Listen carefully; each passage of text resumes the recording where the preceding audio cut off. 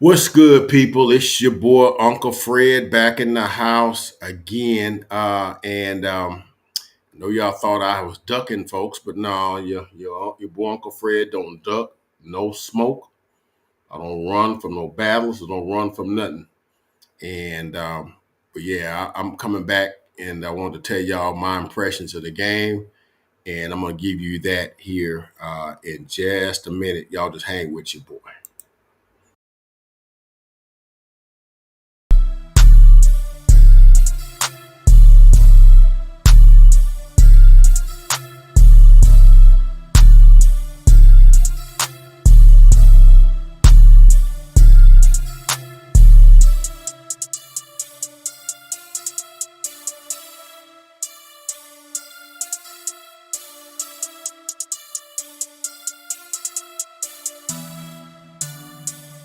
Two times on the beat, bitch.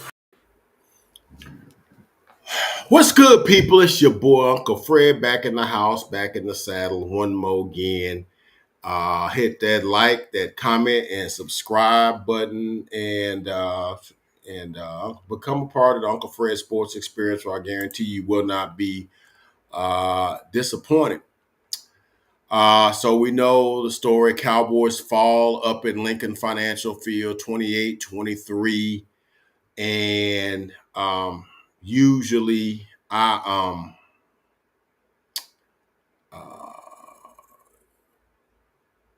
I'll come right on and let you know what I think. But here's the thing. Now, there's a couple of reasons why I didn't come right on. Of when it actually took place. Right after the game and whatnot. So the game was so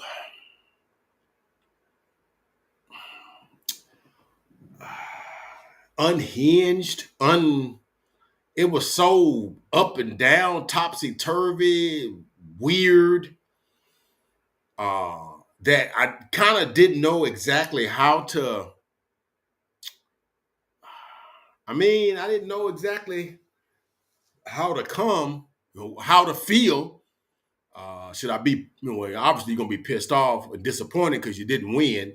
I mean, should I be happy because you're never happy about a loss? Were there elements of the game that you could feel encouraged about, or that sort of thing? Were you just like, dang, we was that close, with that kind of like, anticipation, or like, were you agitated? And so I'm like trying to put my feelings together about how I felt about the game. And then I had to go back and watch the game, because what I try to do on my channel is I try to steer away from the emotional, like raw, emotional, toxic fan stuff where you get on and you really don't have nothing of any value to say. You just mad and you just want to cuss somebody out, which I'm not trying not to do if possible. Oh, but you could have heard me at the game during the game, though, man. Woo-wee. But that ain't for this channel, all right.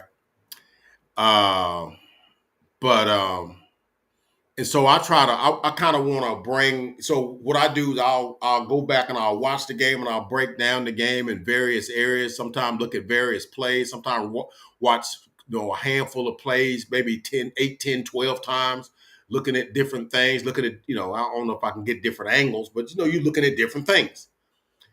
So, and I wanted to make sure I came with some information that's of some good use to quality content. Now I could come raw and just come right on. I'd have come on raw right after that, but I try to be, I try to come with my stats and come with my stuff and stuff like that. But it's the next day, and here we are, the day after, and I had time to sleep on that thing a little bit, and so uh come out of that game with some concerns. But let's just talk about the game at first. Okay, let's talk about the game first. And so it's really the tale of two different teams, comparably talented, but they go about their business a totally different way, right? And it was evident in the first time they got the football. It was evident that they're two different types of teams, and how do their business. All right. And so let me show you what I'm talking about. So the Cowboys got the ball. They elected to get the ball first. So they get the ball first. And you know what they did? They went 3 plays and out. They ran Pollard up the middle for 2, up to off right tackle for 2 yards. And then they ran Pollard up the middle for 2 yards, 3rd and 6. Dak and shotgun, incomplete, deep to CD Lamb, punting the ball. Had the ball like, I don't know, like maybe a minute. And they punted the ball to the Eagles. And let me show you what their plays consisted of. Uh, and so we were 3 plays, good 4 yards and a punt. Okay, they get the ball at the 23. We got the ball to 25, and Hurts short right pass to AJ Brown for 6 yards. 2nd and 4. DeAndre Swift up the middle for -1 yards, tackled by Clark, Damone Clark, which puts them in a 3rd and 5. And that's the kind of down you want them in. Hurts scrambles right in, pushed out of bounds at the 32 for 4 yards, so it puts them 1 yard short. But realistically, they were like 2 yards short, and I'm gonna talk about that here in a minute. And which made 4th and 1. You know, it's 4th and 1, and they're at their own 32-yard line. So you know what they're gonna run, right? You know what they're running. They're running that brotherly shove or tush push or whatever you want to call it, right? And they run that, and they get the yards. They actually get 2 yards, right? So it puts them 1st and 10 at the Philly 34. All right, then Hurts incomplete to Goddard, 2nd and 10. Swift left guard for 4 yards, makes it 3rd down and 3rd and 6. And then Hurts short right to AJ Brown to the Dallas 34, pick up a 20 yards. So that's a big play that they got in there. I think he caught that and eluded some tackles and got down the field. Now they're in our territory. Okay, first and 10 from the Cowboys 34. Okay, then they got a penalty, delay a game. Okay, 5 yards. And that's 1st and 15. Then Hurts gets sacked. Okay, by Sam Williams, and he fumbles. Ball mysteriously just bounces right back to him. All right, so it's 2nd down and 23 because they got a penalty and then a 15-yard sack. Right, so it's 2nd down and 23. All right, so he goes to AJ Brown for 8 yards, which makes it 3rd down and 15. And he goes to AJ Brown for 12, and that makes it 4th down and 3. So it's too far to go to brotherly shove. And I'm like, oh, they're gonna kick a field goal. No, they ain't kicking on field goal. They line up and they hit Goddard for 12 yards down to the for 15 down to the 12. And then it's 1st and 10 from the 12. It's another penalty for delay a game. You know, that's 2nd delay a game. So it's 1st and 15 at the Dallas 20. There was a false start. There's a timeout. Okay, and they go on and they get a Gainwell off the right end for 12 yards and a touchdown. Okay. No, I'm sorry. I ran into Dallas. So they went 13 plays, 77 yards, and a touchdown. You see the total difference in how they approached the game and what we did and how we did. And it wasn't the fact that our players didn't gain any. It just didn't. It's sort of like we were just playing football and they had a plan, right? Of course, now when we got the ball back, we get a nice return. We get it to 43-yard line and near midfield, and we go 53 yards, get a touchdown to Jake Ferguson, and tie at 7-7. Okay, and then we stop them and we get the ball back, and they forced them into a punt. 3 plays, 1 yard, and we get the ball back and we go 9 plays, 92 yards. And get a touchdown. And so yeah. So we go and we go 14-7. They tied at 14. And then but here's the thing. In the first half, I thought we played pretty well.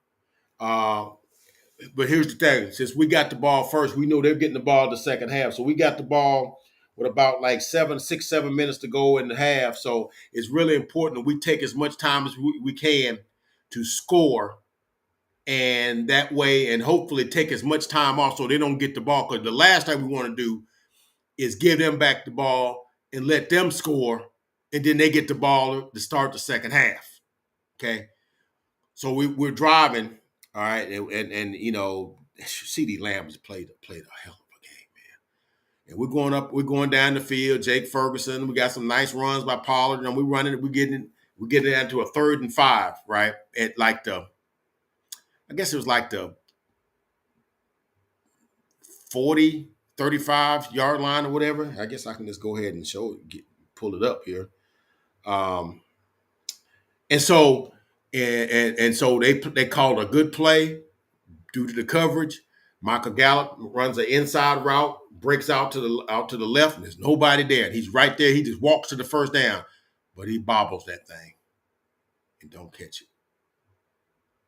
And he just sits down on the ground. I'm like, dang, come on, Michael, because you know Michael Gallup's been catching it lately, right? So he don't catch it, and so I'm like, you want to go for 4th and 3 because the Eagles did it about the same down distance and same place on the field.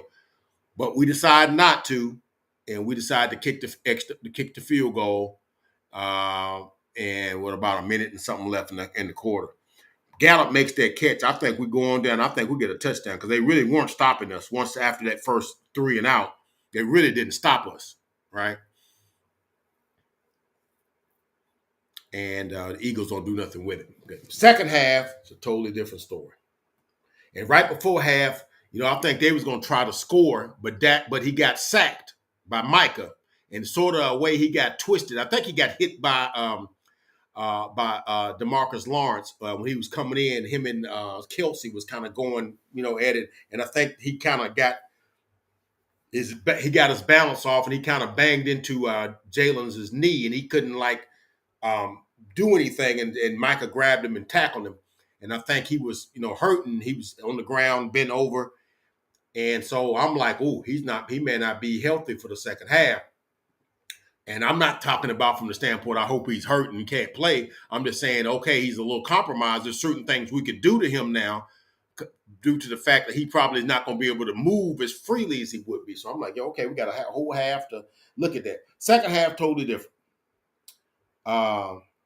It's sort of like Philly had a plan on how they was going to do the second half, and they just executed. And they had some assistance. Now, I'm not one of these people that bemoan the officials, because I know people was talking about some officiating last week when we was playing the Rams, like, when we got a call that we didn't think we should get, and then the Rams didn't get a call on Cooper Kupp or whatever the case was. And I know some of the content creators didn't like that. Greg Olsen was talking about that. And some of these content creators got a problem with Greg Olsen. I like Greg Olsen. I don't know. I think some of the people think that these announcers are supposed to be fans of your team, and they're not. They're not. They're impartial. Their job is to look at the teams and call what they see. They're not supposed to pom-pom for your team. So I don't look for that, right? And I'm not one of these that cry about officiating because because like I said last week, it would concern me how offensive line was playing. I said, you playing at home, and the crowd noise is not a problem. And you got bailed out on a sack by an illegal contact penalty that I thought was bogus. And I said, you go to Philly, you're not getting calls like that. You got to overcome the Eagles, which is bad enough, and you got to overcome the home cooking. That's just part of the NFL, right? Especially in that barn, because they had a whole game when they played the Miami Dolphins where they got not a single penalty. Okay, so yeah, they get a little something, right? So they get that they get their drive together, and they go right down the field, boom, boom, boom, and we shot ourselves in the foot right out the gate. The guy we just got, Rashad Evans. It's just certain things you just can't do, and we didn't even see it because the kickoff was kicked out of bounds. Or was not kicked out of bounds, but kicked out of the end zone. So there was no return, right? So to me, when a guy kicks the ball out of the end zone, you really all that stuff that goes on between the up backs and the guys on that stuff really is just pity pat, because you not wasn't no kick, wasn't no return. So I don't know what Rashad Evans was so worked up about that he snatched the dude's helmet off and whatnot. And I'm like, come on, dude, you just got here. What are you doing? Because it's like it wasn't no return. It's nothing really for you to be doing. Y'all jostling for position, but the ball's out of bounds. So it's really like, what? And that made them have to start on the 40-yard line because you got 15 yards for that. And they promptly go 60 yards. Big play.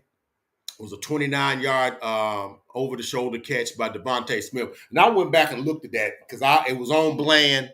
And me and my son was just saying, hey, Bland, he's supposed to be good, but he got burnt. I was like, okay. He said, who he's supposed to be? And I'm like, dude, he better than any corner y'all got. And I said, he better than Slay. Slay's not good.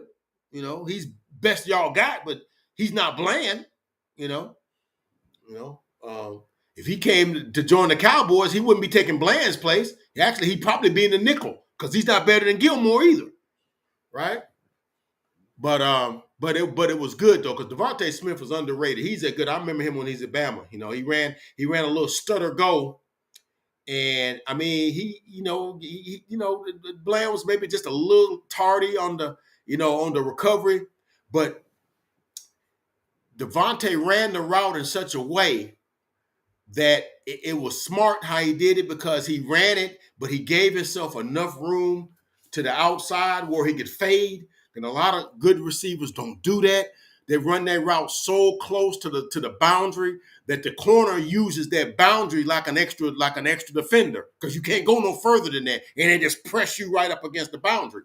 But Devontae ran it like 4 or 5 yards to the right of the boundary, and that gave him room to fade to the corner. And he kind of gave Bland a little bit of a push, not nothing crazy, a little bit of a push as the ball was coming to get, because when you stop the frame, Bland is here, Devontae is here, or let me did it right. Bland is here and Devontae is here, right? But then when the ball comes, Devontae is here and Bland is here. That was a little subtle push, a little bit of a push, but nothing crazy. It's not nothing that I would have called, but it's just savvy. It's just and he still had good coverage. It was 3 good elements in that. And like I said, I try to give good analysis. I don't just say, whatever. It was a good wide receiver running a great route, a good cover corner, providing good coverage, and then Jalen threw a perfect pass. It was perfectly thrown over his left shoulder, and it dropped right in there, and he was able to fade to the corner, and because he had room to still do that. It made the catch. Everything on that play was perfect. Even the coverage was perfect. But you can't cover a perfectly thrown pass, like that, especially when the receiver gives himself room to maneuver like that. So it's sort of like he ran it, and then he faded to the corner, and it's just perfectly ran. It was perfectly executed, right? And that made it 21-14. Okay. Now here's where the shenanigans start. Now I start talking about the officiating and stuff like that because there was a couple of calls that they made on our drive. First play we got, Dak goes throws it over to the right to CeeDee Lamb. You look and you see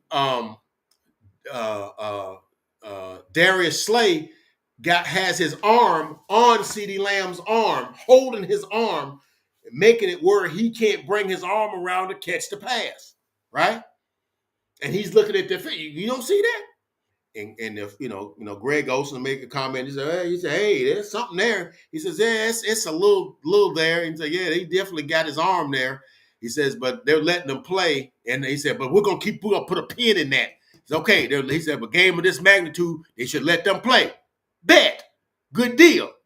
Keep that in mind. Okay? Let them play, right? So we go on down. We go on down, and we get some plays. We run. I would just go. I don't want to get into all the play by play, but we get down, and we're driving right. He hits Ferguson on a couple of nice passes, and then we got a nice run to Rico Dowdle, busted up the middle, cut to the right, gain of 18. He's going down. He's out inside the 30, but here comes the flag. They call holding on Luke Schoonmaker. They go back and look at the call. They go back and look at the play. And I promise you, that is a block like any block you would see. There was nothing egregious about nothing about that block. I heard all the people on the content people talking about it today. And I know Greg was like, "Well, he kind of had his hand out." Dude, that's a block you make every day. That is not. It wasn't like the dude had him around the neck or had cloth or whatever. He just kind of had him up and then he pushed him to the ground. You know, and that was not a call you should make on that. That was a bad call. If you're talking about letting guys play, that was not a play that a call you should have made, right? That put us behind the sticks. And then we go to Jake Ferguson. It was made it third down and 15 and went over and he didn't catch it. Well, second and 15, he didn't catch it. Then we went to Schoon again, not Schoon, to Ferguson again, and he caught it, but it was like 8 yards, and it was like 7 or 8 yards short. Put us down about the 43. I thought we might could have kicked a field goal there because that would have been like a 60-yarder, and I think Aubrey could make a 60-yarder. He made a 58-yarder earlier this year, right? So he's able to make that. It's only 2 yards further, right? But punted it back to them, right? So they get the ball, right? And they run some plays, all right? And they run a play where they throw it deep to Devontae thought he was going to get Bland again. Bland said, "No, I ain't falling for that again." And he pushes him up against the boundary, and he couldn't get it. Then there's a laundry on the field. And he's like, "Oh, they got Hankins for being offside. And they went back and looked at it, and Greg Olson was like, well, I mean, I guess his hand is kind of, but that ain't, he was kind of, because the network guys really don't want to say refs make a bad call. They say it in a kind of, and you're supposed to be the interpretive on that, because what he was trying to say is that you're really not supposed to go by where a guy places his hand. It's where his shoulders and his head and stuff is lined up, because your hand going to be wherever it's at. And the guy that's centered that's placing the ball, that ball is moved in different places. Because when the ref sets the ball, the guy got to pick the ball up and spin it around and get it where the laces where he can snap it. So it's not going to be exactly where that referee set it. It's where he sets that point down. And, it wouldn't be beyond him to set the point a yard further up than it's supposed to be, or not a yard, but maybe, a millimeter, and you would never know the difference. It's the same yard marker, but it makes your fingernail be over the line.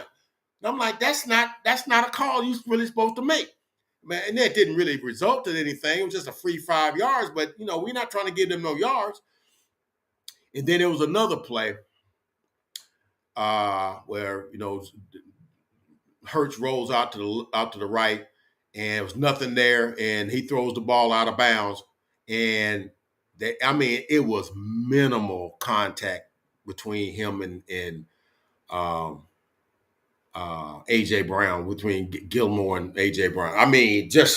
Basically it was just two guys running down the field next to each other. It was nothing. And not only did they call illegal contact on that, which would have been bad enough, they called pass interference on that, and a ball thrown 4 yards out of bounds, because AJ Brown looked up and saw the ball out of bounds. He kind of didn't even go for the ball. I was like, okay. And they called that. And even Greg had to say, "Yeah, I don't like that call. I don't know. That's a little." And so when you look at that call and you reach back and you go back and look at the call that they didn't give CD, okay, that's when you say, "Oh, we're going to let them play, but we're not going to let you play." All right? We're going to let them play, but we're not going to let you play. And see, I got problems with that, right?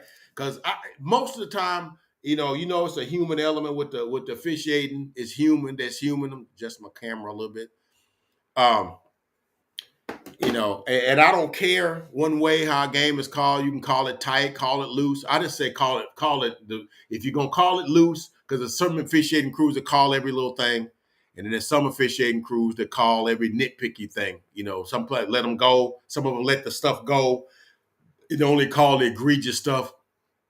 And sometimes you'll see, the same because a lot of people, well, Cowboys are so undisciplined. You'll go a game like you played the Rams last week, and you only played like 3 penalties, right? Did they get all of a sudden more discipline, or did they get a better officiating crew? Or more, so sometimes it just depends on who you get, right? It's just like, if you go into one of those black tie establishments and a maitre d' at the door says, hey, you ain't got a jacket and a towel, you can't get in here. But he goes to lunch, and then the other dude who relieves him is like, okay, you ain't got a towel, but that jacket's cool. All right, you can get on in. Now, that's fine that that guy does that.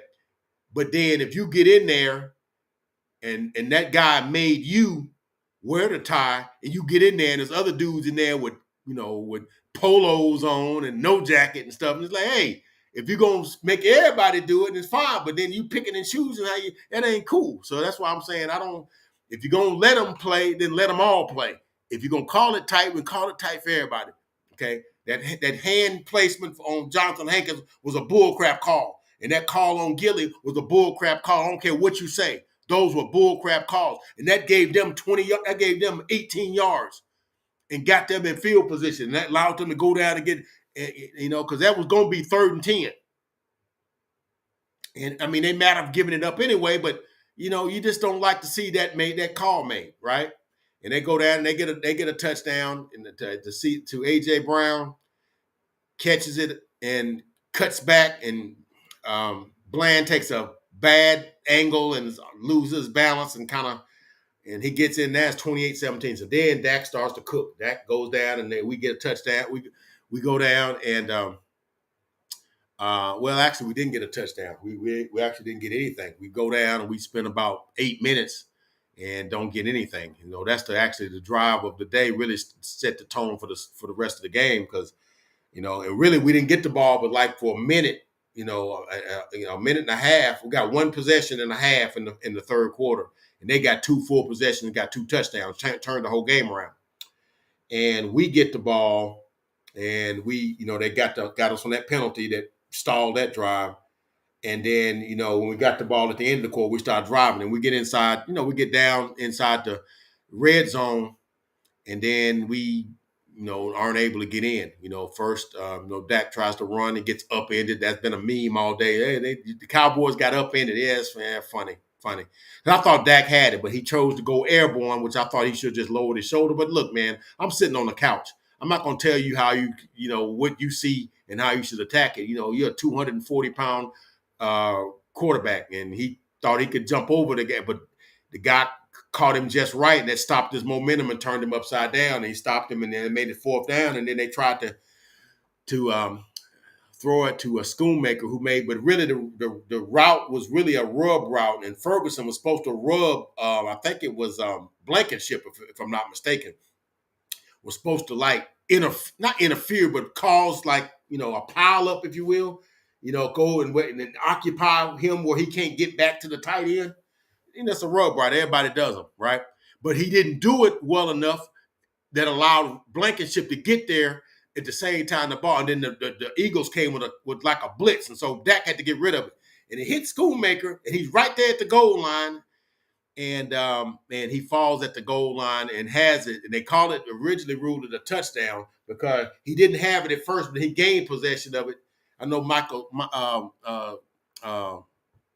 Mike Fisher was saying he thought it was still a touchdown because when he gained possession of it, he didn't have it at first, but then he jostled it and then regained it, and it was touching the goal line.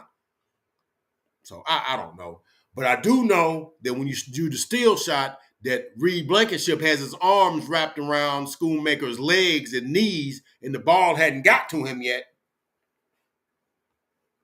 But it was a bang bang play. I'm not gonna really eat your lunch on that one, right?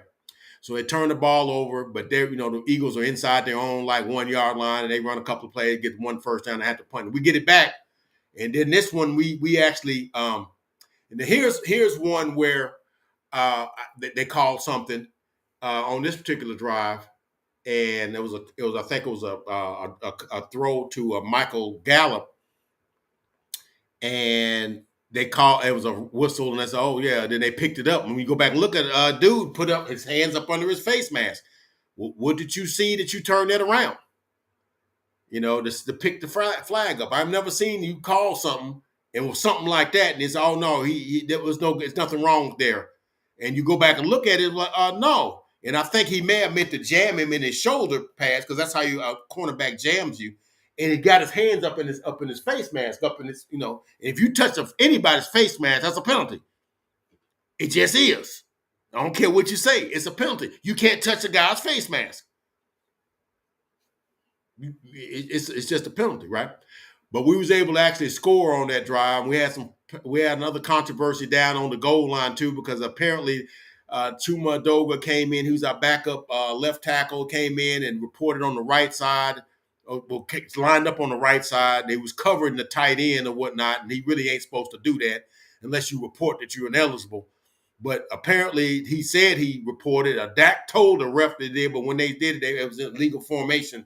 But we end up getting a touchdown to Tolbert, like a 6-yard touchdown pass to Tolbert. Dak rolls out, hits Tolbert in the back of he runs and kind of, he's getting pressure and he throws it. And Tolbert is running across he's going across to the middle, but then he sees Dak in trouble and he cuts back to the right. And Dak's able to find him for touchdown. He caught a nice pass earlier in that sequence where Dak was under duress and he was covered, and then he just broke downfield and Dak hit him, and I thought he probably could have scored on that, but he ended up scoring 4 or 5 plays later. But here's the thing: now we ended up having to go for 2 because that made it 28-23, and we kicked the extra point. We still need a touchdown, right? And incidentally, on the drive before that, when we didn't get any points, it was like 8-9 minutes to go in the game. And I kind of thought maybe they still could have kicked the field goal and still would have made it an 8-point game. And you could have still scored because you feel like you're still going to get a couple of more possessions, 10 minutes. You're going to get the ball twice more, But I don't know, But here they go for 2. And so they take the snap and Dak rolls out. And there's supposed to be some sort of pass play where he rolls out to the right, but nothing was open. The pressure's coming. Here comes Brandon Graham. So Dak's like, shoot, I got to go. So he starts going towards the right corner of the end zone, but Brandon Graham is gaining on him. So he's running out of real estate. So he's got to turn it upfield. And he does and kind of goes to the end zone. I'm like, we got the 2-point conversion. But when they look at it, when he planted his foot, he kind of planted it just a little bit over the out of bound marker before he stretched the ball over the goal line. So it was not a successful 2-point conversion. So I'm like, dang, that's probably the ball game right there, right? But no. It gets worse because we stopped the Eagles. We stopped them. They run some plays and they tried. It was like a 3rd and 5, and instead of just running some basic play, they missed a holding call on Landon Dickerson on Micah on that particular drive too. Jalen didn't find anybody open, so he started to take off, and Micah turned to run with him, and you could see Dickerson grab his shoulder pads and snatch him where he couldn't go, and Micah's going ballistic because the ref was right there. Now, that's a less egregious call than you call Schoolmaker for, and you don't call anything. Like I said, I don't see, and the thing is, that one really didn't matter because they didn't get the first down, and it was 3rd down or 4th down and 3, 3rd down and 3, and they threw it deep to Devontae Smith and they didn't get it, so we got the ball back. So we ended up getting the ball back, and we didn't get anything going. We ended up going for it on 4th down and some change, 4th and 8, instead of going to they bracketed CeeDee Lamb, and he went to Tolbert, Jalen Tolbert, the guy that caught the I don't know if I said Turpin before on the other touchdown, but he went to Tolbert, Jalen Tolbert, and he didn't catch it, because he had Bradbury on him. Bradbury was kind of toast. He was getting toasted, right? But he didn't make the catch, and it was like a minute and a half. But we have all 3 of our timeouts left, so So we get them, and the Eagles almost fumbled the ball to us when they got it back, because it was, I don't know what the Eagles was doing, because they should have just ran. I would have just ran that brotherly shove play 3 times and see what you get. Get 3 yards, 2 yards, 3 yards, and maybe a 4. I would have just did that if I had that play in my arsenal. I'm running that, right? But they don't. They ran some kind of play where A.J. Brown was lined up and he's supposed to come and kick out block somebody for Swift, but somehow he ran into Swift on the exchange between him and Jalen, and the ball's just on the ground. And Micah is right there, and he don't get it. And the Steed, the rookie that's playing right guard, falls on it, and it's laying on it, and he gets the ball back, but they don't get the first down. And we get the ball back with, like, I don't know, a minute left at the 14-yard line when they punt. And very first play, Dak goes up top to Michael Gallup, and James Bradbury is way out of position, and the ball's in the air. Bradbury don't know where the ball is. He got his back to the ball. He's got his hands up under Michael Gallup's shoulder pads, holding him in the air while he's trying to. And the refs got to call that one. They can't let that one go. So that ends up being a 36-yard penalty, because we get the ball right about midfield, right? About 36-yard penalty. Longest game we had all game, right? I think it might have been the biggest gain of the game, if I'm not mistaken. So we get the ball midfield. So we start working it, right? And we get another penalty on a play to I think it was to Jake Ferguson, and then the guy hits Dak late. I think it was Hassan Reddick, and then he tries to soften it by helping Dak up. That's me. I don't want your help. And then there's another penalty. There was other penalties, and he hits CeeDee Lamb down the left sideline, breaks a tackle, gets all the way to like the 14, 15-yard line, right? And then we line up, and then we get a short pass play down to the 10, and then there's an offside by Jalen Carter.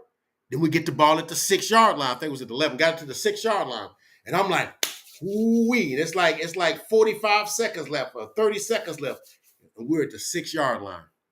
So we break the huddle to come, and I think it was either a delay of game or a false start. I think it was a delay of game and a false start. Okay. And I think they was on. They weren't back-to-back plays, but I know the delay of game. What might have been the first play. I think the false start was the first play. So we got the 5 yards back to them. Go back to the 11. Okay. Then the next play is second and goal or second and whatever, second and 15 or whatever. And then Terrence Steele gives up like a 15-yard, 11-yard sack to Brandon Graham. Dang. All right. So we're back at like the 20, right?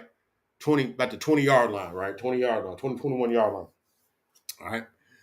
Next play, go back to pass again. There's a delay of game. I think that's when delay of game. And then now we're back at like the 25, 26-yard line.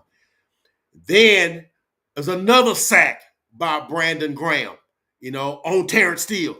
And it moves it back to almost a 30-some-odd, I think 35 or 34, 35-yard line. So now we're almost in Hail Mary time. So now it gets down to like 4 or 5 seconds left, and he throws it up to CeeDee Lamb. He catches it to 4, and he's trying to break loose with 8, 9 guys between him and the touch in the end zone, and he don't get it and whatnot.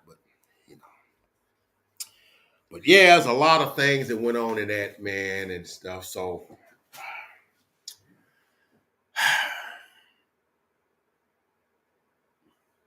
I just don't understand how you can get the ball to the 6-yard line and you don't make them pay for that. That should have been a touchdown. And they knew, Eagle fans knew they were sides. Oh, they're gonna win this game. Even though we feel like we've outplayed them. We feel like we got this. We definitely got the calls. Even though the calls were about equal, if you look at the call sheet, they got 10 penalties. We got 10 penalties. We got 86 yards. They got 90, I think. And so, but it isn't the penalty. It isn't the number of penalties. It's what was called and when they were called. That's the thing. Because all calls ain't the same. Okay. You could call an offside, when you like at the 25-yard line going in, and that's not a big deal, right? But if you call an offside and you at the 5-yard line going in, you jump offside, that thing's half the distance. You at the like 2.5-yard line. That's a different offside, So yeah, man. So and stars of the game, for us, I mean, you go with, Dak Prescott was 37 for, 29 out of 37, 39 out of 44, 29 out of 34. I get it right. 29 out of 44, uh, 374 yards, 3 touchdowns, no interception. Didn't put the ball in harm's way. A lot of people weren't critical of him of not stepping out of bounds on that play. But dude, I mean, he probably should have. I know Mike Fisher was trying to say it's kind of like when you're playing softball and somebody hits a home run, you running around the base, and you don't touch the base. It's a little different because ain't nobody chasing you when you're running around the base. You're just trying to get around the bases, but it's not like a guy's trying to cut your angle off while you're trying to get to the thing. So it's a little bit different because if he'd have tried to plant it himself like that, he would have had to slow it up. It's just difficult, man. When you're sitting on the couch and you're sitting at home with your remote control, you think these players ought to be able to do these type of things. They're doing things we would never be able to do and whatnot. So I try not to be that critical of those kind of things, right? But if he could have got his foot in bounds, man, we could be talking about a different game, right? But it didn't. It wasn't to be. So yeah, Dak Prescott definitely one of the stars of the game. CeeDee Lamb, 11 catches, 191 yards, right? Didn't get a touchdown, didn't get in the end zone. But I mean, he was making catch after catch after catch after catch after catch after catch. And best game receiving yardage wise of his career. And he just continues to get better. I think he had like 11 catches last week for like 58 yards, I think, and 2 touchdowns last week. So I'm gonna give some love to Luke, not Luke Schoonmaker, but Jake Ferguson, who ended up with I think 7 catches for 91 yards and a touchdown. Okay. So those are guys I give some, and I'm gonna give some to Turpin caught a touchdown pass too. He's starting to come alive. But Jalen Tolbert, man, I think 3 catches, 52 yards, I think, and a touchdown, first touchdown of his career. He's really starting to get a lot of them touches and snaps that Michael Gallup was getting, right? So here's the thing. I can talk about the officiating. The officiating come and go. I mean, I'm not going to ever cry too much about officiating. It is what it is. You're going to get a couple of calls on go your way when you're on the road. It just happens, man. It just happens. That's just part of life, right? You've got to overcome some things, right? So I got some concerns. And as you look at my thumbnail, Cowboys are out executed in key moments. It's not what you do, it's when you do it, man. And that's when I'm going to give that take when I talk about it at the end of my observations. The second half execution for the Eagles was flawless, other than at the very end where they almost fumbled the ball away. And they called a couple of ill-conceived plays trying to run the clock out too that I didn't like, but I liked it as a Cowboy fan. So, okay, give us the ball back then. Why don't you? But they, they got a little assistance. But I'm not gonna blame the refs because I'm not victim seeking, but I just like consistency in my calls, and I say that I'll say that to anybody, right? And but here's the thing,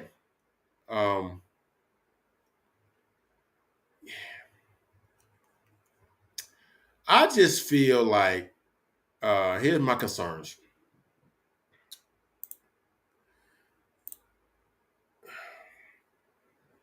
We seem to not be able to win against winning teams or good teams. It's always something. We'll play well enough, it'll always be something that goes awry. Okay. So that's always one of my concerns when they're playing a good team. Okay. It don't mean anything to beat the Giants, the Jets, the Patriots, the Chargers, and the Rams. Those are the teams we beaten. And then we lose to the 49ers in graphic detail, and then lose to the Cardinals, in which, I mean, it's a game we really weren't prepared to play, and they just kind of stood. It's the only game they've won, too, so far. That loss is probably going to sting us at the end of the season because right now we really should only have 2 losses. That'd be the Eagles and the 49ers. We'd still only be a game behind them. And they still got to play the Chiefs, the Bills, and the 49ers in 3 consecutive games. And then they play the Seahawks, and they play us again. So they're gonna lose some of them games. I promise you that, right? Uh, but in the second half, let me show you. Let me tell you the difference on this two. And let me do this, and we get ready to close the video because we got a loss, and I mean, I guess I'm encouraged by how the offense looked because the offense has kind of looked a little weird in a lot of places during the season. But I thought we was able to move the football almost at will against the Eagles. Um, Dak probably had his best game of the season, probably his best game in a couple of seasons, right? Against that defense, right? Just weren't able to punch it in, and due to some circumstances. But yeah, winning against good teams. Now, of course, another concern is the O-line. Look, man, Terrence Steele gave up, I counted 4 sacks and about 12, 13 pressures. Pressures that mean the guy got by you, but Dak was able to run out of a couple of sacks and move and get, when he saw some trouble coming. But he gave in the second half, he gave up about 3 sacks in about maybe like a 5-6 snap range. Like, in other words, in about 5-6 snaps, he gave up like 3 sacks. On about 5-6 different dropbacks. And it was sort of like, and it was two to Brandon Graham and then Josh Sweat, who was getting his butt whooped by Tyron Smith on the left side. Shout out to Tyron Smith, who played a whale of a game. He wasn't getting nothing over there on Tyron, right? And Tyler played a good game too, but I think he had that false start down there near the goal line when we was going in on the last possession. Next to the last possession. No, the last possession. But other than that, he played a pretty good game too. All the pressures was in the middle and the right. Because Tyler Biadasz gave up a sack, and then your boy gave up, I think, the other 4. I think Terrence Steele gave up the other 4 sacks, right? So it's definitely some O-line things. But here's the difference in the two teams. Now, the Eagles had a rookie starting at right guard, Steed. I think it's a Steed or Steen. I can't think of it. And you got Jalen, who's hobbled. So you think, oh, we're gonna be able to get pressure. But the Eagles squatted up where you couldn't get pressure, and Jalen adjusted and he made a couple of runs, but it wasn't like his normal stuff, and we weren't able to get. But one pressure late, and we really weren't able to. We had 3 sacks in the first half and didn't have any in the second half. We couldn't get to them. Okay, they had 2 sacks in the first half and got 3 in the second half. All of them in key times when guys just got run right by Terrence Steele. He was calling him Terrence Turnstile, right? It was just a totally different way two teams was doing their business, right?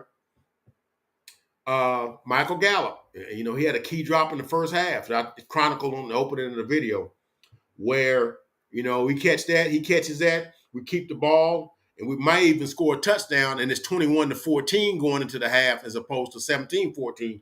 And we had to settle for a field goal there. But that was just a drop. He was wide open. It was schemed properly. Just dropped. And Michael Gallup's been dropping a lot of passes. He's not been getting open. He's just not been as good as we'd like for him to have been, right?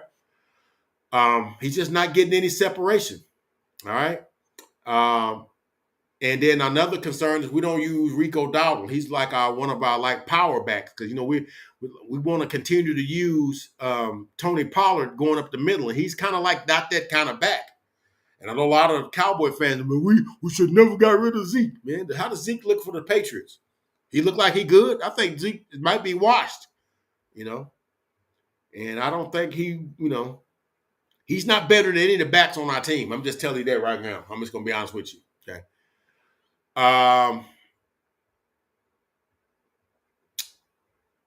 He's just not. And so here's the thing, and I'm getting ready to close the video. Sometimes you can look at things and they look a certain way because it's a way that a team or a way that a certain group or a person is doing a thing, and it looks like they're doing way more than they're doing. And another team looks like they're doing a lot, but they really didn't do as much as you thought they did. Let me see if I can explain what I mean by that. If you just looked at the game, looked at the highlights, and looked at all, you would have thought the Eagles ran up and down the field on the Cowboys. Man, they couldn't stop them. Cowboys defense got toasted. You would think that until you look at the stats and you realize for all that up and down, up and down, up and down, up and down, or you thought that they was doing, the Eagles only had 290 yards of offense. Yeah. At the end of the day, if you hold a team to under 300 yards of offense, that's a good defensive effort. You could do that 16 times, you would win 16 games for the most part. Well, maybe not 16. You win 12 or 13 easily. And that's a high-powered offense. And you held them to 200. I said what I said, 292 yards of total offense. As a matter of fact, if you look at every statistical category, we were better than them in almost every one of them. First downs, 27 for us, 20 for them. Okay? Passing first downs, 10 for us, 10 for them. 19 for us, 10 for them. Three rushing first downs for us, 7 for them. And, third down efficiency, they were 7 of 14. We were 6 of 15. That's in the same neighborhood. They're 50%. We're like 41%. That's comparable, right? Total plays, we ran 70 plays, so they're 58. More yardage per play. We had more drives than them. We had 10 drives.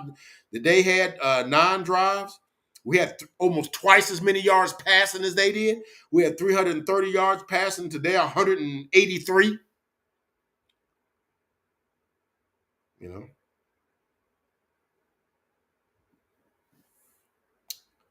Yards per rush, 3.5 for us, 3.3 for them.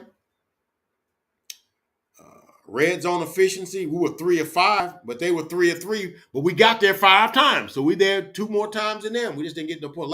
Being the last time we had the ball, we was in the red zone. We got penalties and got knocked back or whatever. But you would have thought if you saw the game that they went up and down, up and down, up and down the field against us, and we were just messing around. But in reality, what the real thing is that the Eagles are, and I don't want to give the Eagles a whole lot of that, but I got to call a spade, to call a strike, and a ball. The Eagles are just efficient at what they do. That's why I chronicled that first drive. It was like they're a machine, and it's sort of like they're Navy SEALs, Army SEALs, Navy SEALs, whatever you call it. And they well-trained guys, and they got a mission. They go out and they execute that mission, but get that done. Whereas the other guys are a bunch of guys that are talented, but they're not SEALs. They're not trained as well, but they're good. They're talented, and they get it done, but it's not as efficient as the other team does. In other words, the Eagles get more done with less. Okay? I don't know if that's making any sense to you or not. They seem to get more done with less. Them 290 yards looked like it was more than our 404 yards and 27 first downs. Dak had almost 30 completions. You know how hard that's a lot of completions.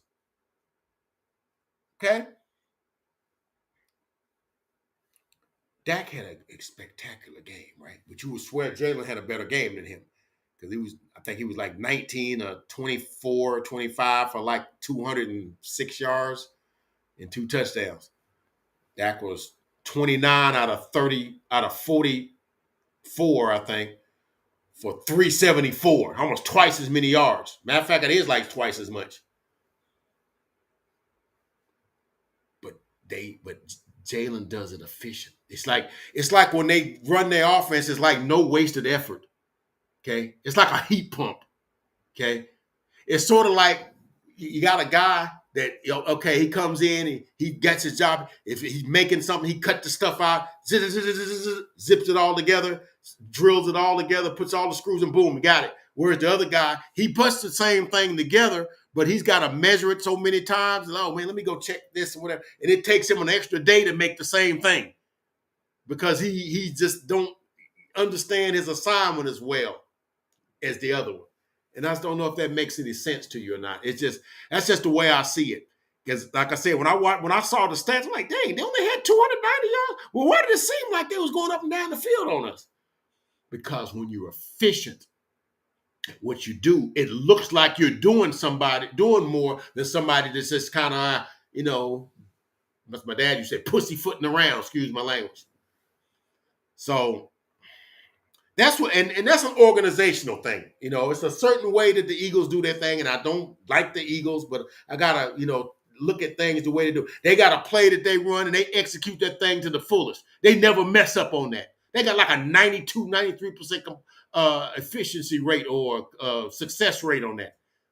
Them guys run that thing. They get that, do that, and them guys get down to about this inch up, this far off the ground in their stance. And so when they hike the ball, they're submarining the defensive line. They're going right up underneath them.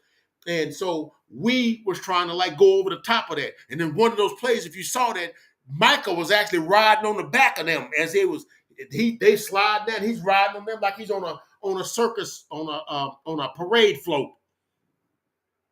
Because and everybody knows exactly what they're supposed to do on that play. They'll never offside. They may fumbled it a couple times. I think it did it against Washington last week, whatever. But nobody's like never out of position. They just know it's like a machine. We tried to do that, and our linemen are standing straight up, trying to run it, and then getting knocked back with that, trying to jump over the top. They're like, dude, like they do, get down and get up, and you burrow, you push. But we don't do it like that, Anyway, Cowboys lose. They fall to 5-3. Eagles go to 8-1. They got a bye next week. We got the Giants with no Daniel Jones. I think there's some dude named DeVito is starting. So I don't know. We got some soft game schedules. The next three, we got the Giants, we got the Carolina Panthers, we got the Washington Commanders in 3 straight games. If we handle our business, we'll be 8-3, and we'll see where the Eagles are at that point, and see where we're at. And then after that, I think we got the Seahawks and then the Eagles at home in back-to-back weeks, and then I think we got Washington again, and then I think we got then we got Miami. Buffalo, Miami, Detroit, and then Washington.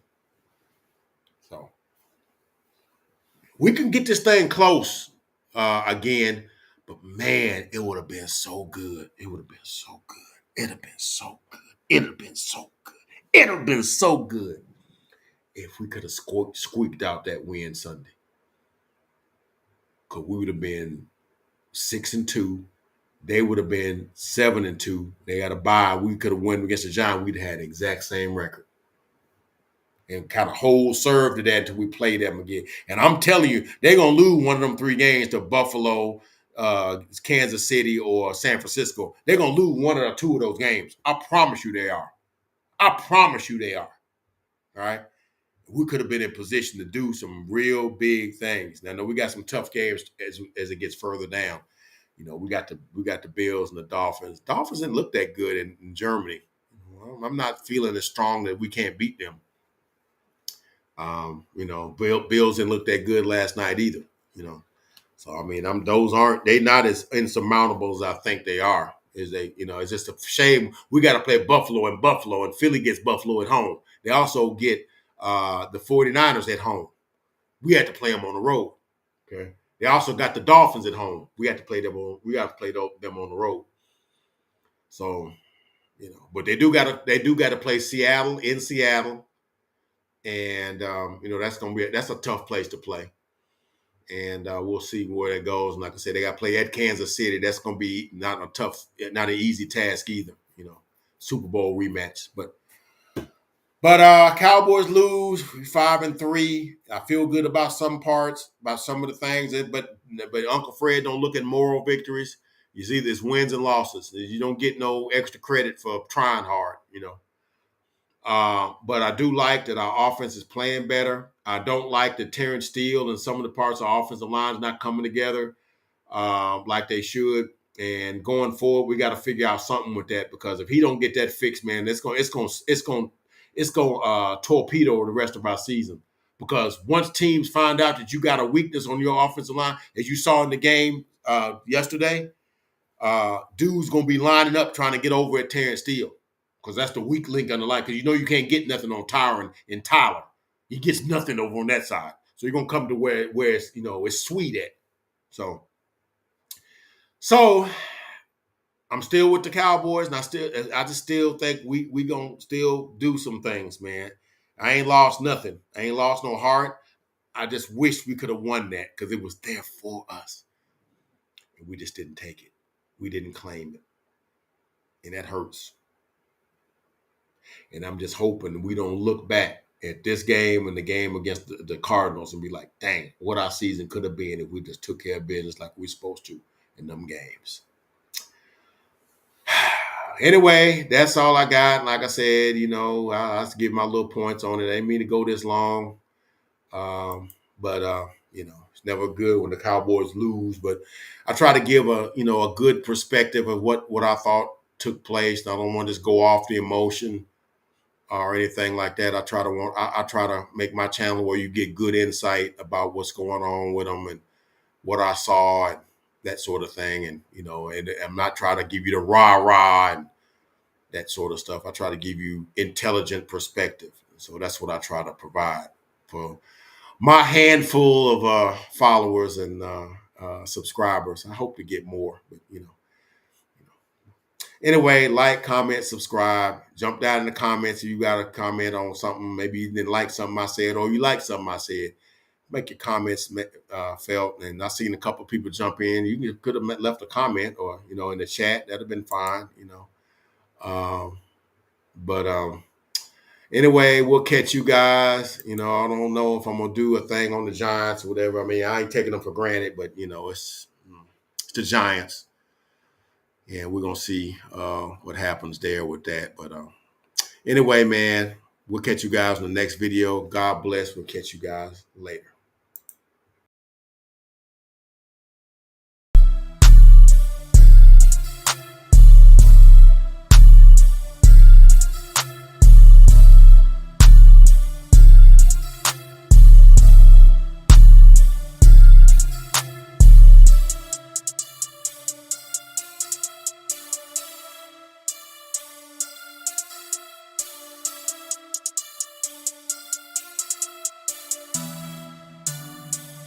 Two times on the beat, bitch.